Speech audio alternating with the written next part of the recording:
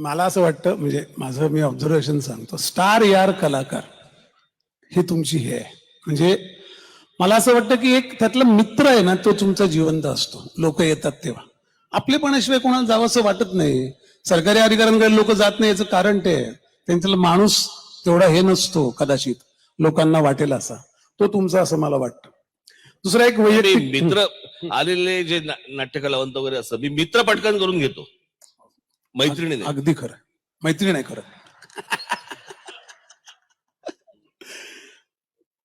लता मंगेशकर आणि तुमचा, म्हणजे मी नाटक आणि मीच्या मुद्दामून बाहेर जातोय, कारण कलासक्त राज असा खस तर माझ्या डोक्यात हे होताच. लता मंगेशकरांनी तुमचे फारच जवळचे संबंध होते. म्हणजे मला जे माहिती आहे की त्यांच्या नोटेशन्स त्यांनी तुम्हाला एका मखमली पेटीत घालून तुमच्याकडे ठेवायला दिल्या आहेत. आज हे फार फार मोठी गोष्ट आहे. ते समोरचा माणूस तसा असल्याशिवाय कोण देणार नाही. त्याच्याबद्दल थोडं सांगाल का, त्या रिलेशन बद्दल, त्या सगळ्या अवकाशाबद्दल?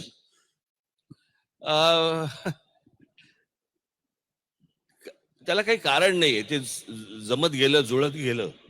आणि जेव्हापासून जेव्हा मी त्यांना भेटलो तेव्हापासून त्यांनी माझ्यावरती मुलासारखंच प्रेम केलं. आणि मला आजही आठवते, मी लता मंगेशकर बोलते असं त्या कधी म्हणायचे नाहीत. मला एकदा त्यांचा फोन आला आणि त्याच्या आधी मी कधी त्यांच्याशी फोनवरती बोललो नव्हतो. आणि मला त्यांचा फोन आला, मला म्हणाले हॅलो. म्हटलं बोलतोय. हॅलो, राज ठाकरे आहेत का? म्हटलं बोलतोय. हा राज, नमस्कार, मी लता. म्हटलं कोण लता? मला कसं कळणार, मला जर सांगा ना, की माझ्याशी फोनवरती या अंतरावरनं लता मंगेशकर बोलतायत. मग ते म्हणाले लता मंगेशकर. म्हटलं तुम्ही काय फोन केलात? मग मी नंतर तेव्हा त्यांना जाऊन भेटलो होतो. मग आमचे संबंध वाढत गेले, पुढे होत गेले. त्यांना मी त्यांच्यावरचं एक पुस्तक चालू आहे, माझं काम पुस्तकाचं, दिदींवरचं. मी जेव्हा दिदींचा पहिला कार्यक्रम केला होता, त्या पहिल्या कार्यक्रमाच्या वेळेला अशा दिदी इथे बसल्यात, तर तुम्ही बसले इथे, एवढं एवढं अंतर होतं.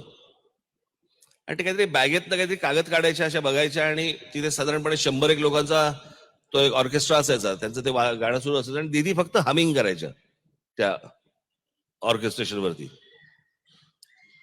त्या सगळ्या ऑर्केस्ट्रेशन मध्ये तो त्यांचा आवाज इतका करेक्ट त्यातून बाहेर यायचा, त्या इतक्या वाद्यातनं.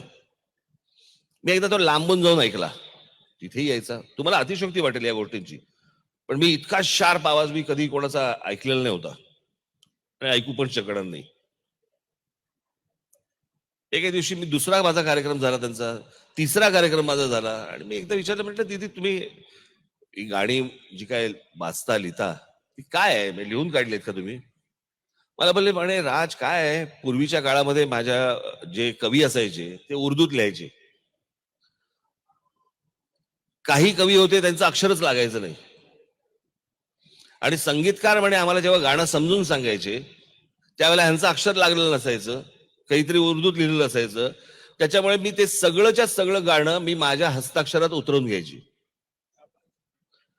आणि मग त्या लिहिण्यात गातानाचा मी श्वास कुठे घ्यायचा आहे, कुठे सोडायचा आहे वगैरे, या सगळ्या कुठच्या अक्षरावरती मी जोर द्यायचा आहे, हे सगळे त्याची नोटेशन्स त्याच्यामध्ये आहेत, त्या सगळ्याच्यात. अशी सगळी गाणी त्यांनी एके दिवशी मला सांगितलं. मी म्हटलं की दीदी हे तुम्हाला काय माहितीये ना? म्हटलं प्राइसलेस आहे. असेल. मी म्हटलं मला याच्यावरती पुस्तक करायचंय. करा ना. बॅग काढली, माझ्या हातात दिली. मी म्हटलं तुम्हाला कळतंय? म्हटलं माझ्या हातात काय देताय तुम्ही? मला माहितीये, जा घेऊन जा आणि कर पुस्तक.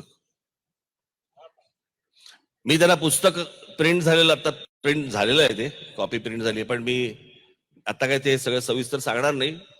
पण त्याचं जे कव्हर आहे ते मी त्यांना दाखवू शकलो, आणि जेव्हा मी त्यांना कव्हर दाखवलं त्याचं पुस्तकाचं, त्यावेळेला फक्त त्यांच्या तोंडातनं वा, हे तूच करो जाणे, आणि पाठीवरती माझ्या हात मारला होता. आणि त्याच्यामुळे अनेक प्रसंग आहेत, पण ते काही खाजगी आहेत. लोकशाही मराठी ऐका, पहा, जागरूक रहा.